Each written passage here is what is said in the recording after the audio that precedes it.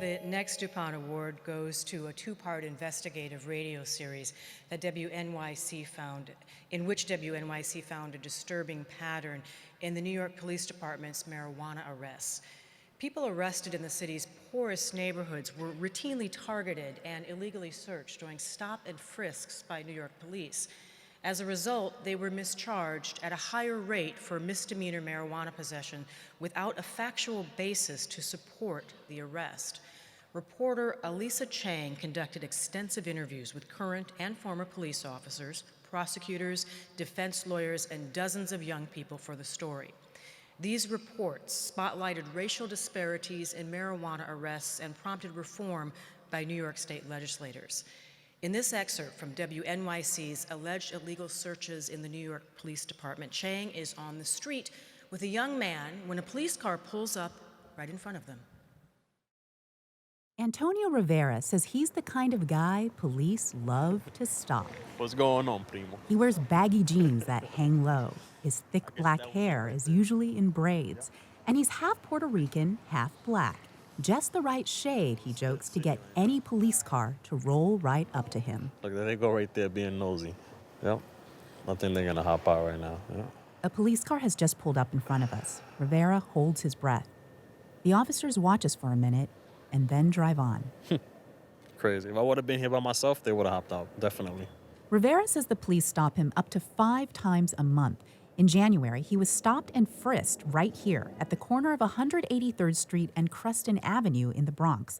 They arrested him for marijuana possession. And critics of the police say his case is a good example of how officers may be conducting illegal searches when making marijuana arrests. The law says if you're carrying a small amount of pot, but it's in your pocket, it's not a crime, it's a violation. All you get is a ticket and a fine.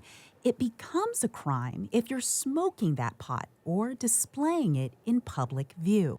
Rivera says the only reason the police could say his marijuana was in public view was because they pulled it out of his clothes after searching him without his consent. Robin Steinberg says her clients get searched all over their clothes so routinely during police stops, she's accepted illegal searches as a fact of life. When enough people tell a story in the same way, with the same facts and the same circumstances over and over again, completely different people from different neighborhoods and different backgrounds, you begin to understand that that chorus of voices reflects a reality. And part of that reality, she says, is that almost all these voices belong to Blacks and Latinos. Harry Levine of Queens College has been tracking the city's marijuana arrest rates for years. In New York, Blacks are arrested at 7 times the rate of whites, and Latinos are arrested at about 3 to 4 times the rate of whites. All this is happening even as young whites use marijuana at higher rates than Blacks and Latinos. I'm pleased to present the DuPont Award for WNYC's alleged illegal searches by the NYPD to reporter Ailsa Chang.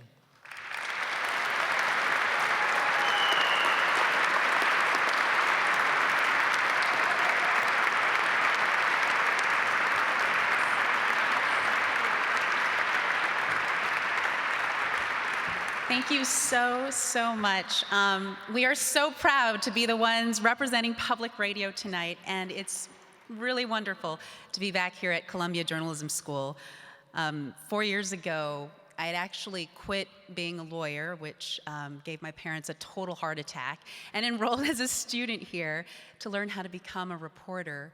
And I have to say, you learn a lot in law school, but what journalism teaches you is that you have to get out in the real world to find out how the legal system actually plays out for different people. And I'm so grateful to the young men and women who opened up to me about the very different reality they perceive when dealing with the NYPD, where the sight of a patrol car strikes fear and intimidation instead of a sense of safety. And I'm also indebted to the few police officers who were willing to talk very candidly about what they thought were unlawful practices during stop and frisks by the police department. With the help of my amazing editor, Karen Frillman, and John Keith, who helped map marijuana arrest rates throughout the city, and two amazing audio engineers who never take any credit for themselves, Paul Schneider and Wayne Schulmister, we put together a story that saw immediate impacts in this city. Within weeks, New York State legislators cited the WNYC investigation when introducing a bill in Albany that would rewrite marijuana laws to discourage illegal marijuana arrests. And then a few months after that, an even cooler thing happened. The New York City Police Commissioner, Ray Kelly, issued an internal order to the entire police department, ordering every single officer to actually follow the law, imagine that, when making marijuana arrests. And since that order came down, we've seen marijuana arrests slightly decline in this city, but that's a trend that will continue following. All of this has happened in just the last 6 months. It's been tremendous to see. I also want to thank Ivan Zimmerman, our general counsel, who vetted so many drafts of this story to make sure that I wasn't libeling the New York City Police Department, and also Zana O'Neill, who put together a beautiful web layout for this story. Thank you all so, so much for this incredible honor.